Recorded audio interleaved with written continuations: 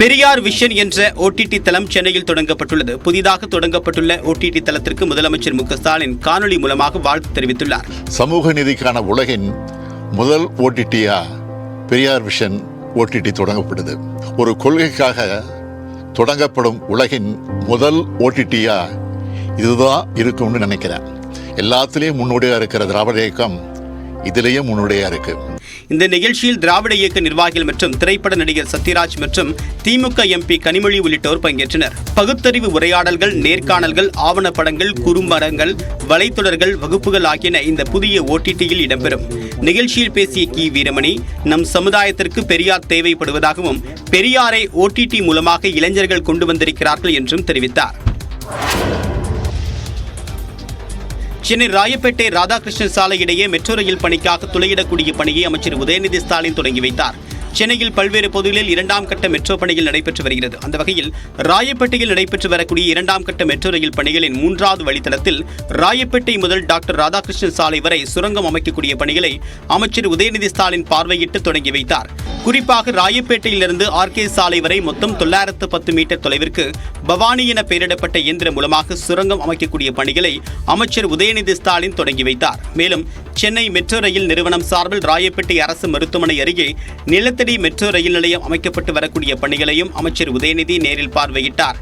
எத்தனை சதவீதம் பணிகள் நிறைவு பெற்றிருப்பது என்பது குறித்து உடனிருந்த மெட்ரோ ரயில் நிறுவன அதிகாரிகளிடம் அமைச்சர் உதயநிதி கேட்டறிந்தார்.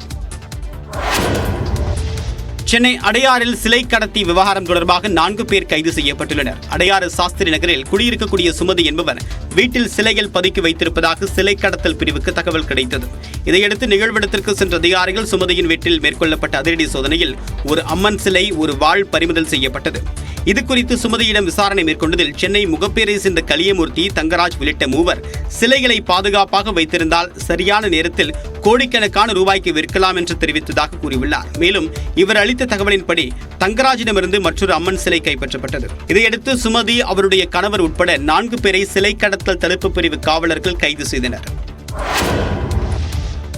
மாஞ்சோலையில் தொழிலாளர்களுக்கு நிலம் தர சாத்தியமில்லை என உயர்நீதிமன்ற மதுரை கிளையில் வனத்துறை சார்பில் நிலை அறிக்கை தாக்கல் செய்யப்பட்டுள்ளது.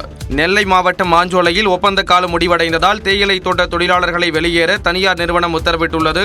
இந்நிலையில் தொழிலாளர்களுக்கு நிலம் வழங்க உத்தரவிடக் கோரி உயர்நீதிமன்ற மதுரை கிளையில் மாஞ்சோலையைச் சேர்ந்த அமுதா, ரோஸ்மேரி, ஜான் கெனடி, புதிய தமிழகம் கட்சித் தலைவர் கிருஷ்ணசாமி உள்ளிட்டோர் மனு தாக்கல் செய்தனர். இது தொடர்பாக நிலை அறிக்கை தாக்கல் செய்துள்ள வனத்துறை, மாஞ்சோலை தேயிலை தோட்டத்தில் பணி செய்யும் தொழிலாளர்கள் பெரும்பாலானோர் வெளியூரைச் சேர்ந்தவர்கள் என்பதால் அவர்களை பாரம்பரிய வனவாசிகள் என வரையறுக்க முடியாது என்று தெரிவித்துள்ளது.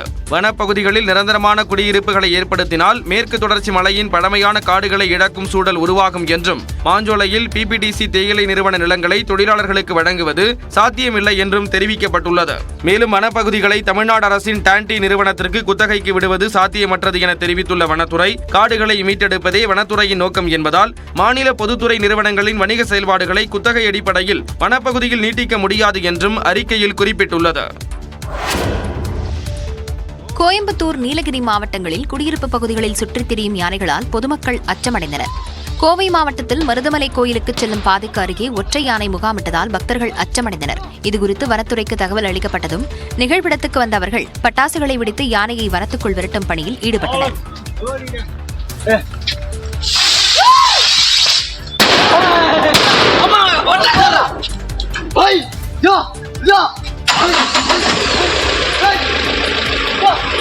இதேபோல் நீலகிரி மாவட்டம் கூடலூர் அருகே உள்ள புத்தூர் வயல் பகுதியில் ஆக்ரோஷமாக சுற்றித் திரிந்த ஒற்றை யானையால் கிராம மக்கள் பீதியடைந்தனர். அப்போது திடீரென அந்த யானை ஆற்றை கடந்து சாலைக்கு வந்ததால் மக்கள் ஓட்டம் பிடித்தனர். உடனடியாக யானையின் நடமாட்டம் குறித்து வனத்துறைக்கு தகவல் அளிக்கப்பட்டது. சுதந்திர போராட்ட வீரர்களின் வாரிசுகளுக்கு 30% இடஒதுக்கீடு வழங்கும் உத்தரவை வங்கதேச உச்சநீதிமன்றம் திரும்ப பெற்றது. கடந்த 1971ஆம் ஆண்டு வங்கதேசத்தின் விடுதலை போராட்டத்தில் உயிரிழந்த படை வீரர்களின் குடும்பத்தினருக்கு அரசு வேலைவாய்ப்புகளில் 30% இடஒதுக்கீடு வழங்கப்பட்டு வந்தது. இடையில் ரத்து செய்யப்பட்டிருந்த இந்த இடஒதுக்கீட்டை மீண்டும் வழங்க வேண்டும் என்று வங்கதேச உயர்நீதிமன்றம் உத்தரவிட்டது. இந்த உத்தரவுக்கு எதிர்ப்பு தெரிவித்து ஜூலை 1ஆம் தேதி முதல் அங்கு மிகப்பெரிய அளவில் போராட்டம் வெடித்தது.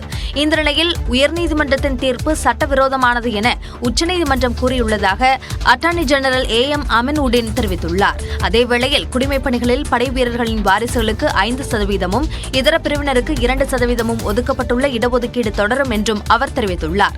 இந்த தீர்ப்பை வெளியிட்ட நிலையில் போராட்டத்தில் ஈடுபட்ட மாணவர்கள் வகுப்புகளுக்கு திரும்ப வங்கதேச உச்சநீதிமன்றம் அறிவுறுத்தியுள்ளது.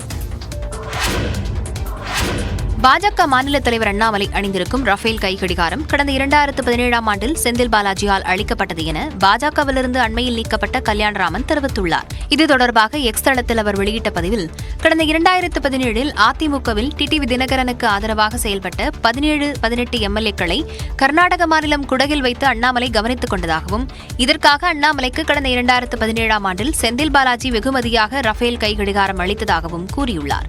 கொடுத்தவரே கேள்வி கேட்டதால் ரஃபேல் கைக்கடிகாரத்தை விலை கொடுத்து வாங்கியதாக பொய் சொல்ல வேண்டிய நிர்பந்தம் ஏற்பட்டது என்றும், தாம் நேர்மையானவர் என்று அண்ணாமலை ஊர் முழுக்க தம்பட்டம் அடித்ததெல்லாம் பொய் என்றும் கல்யாணராமன் பதிவிட்டுள்ளார்.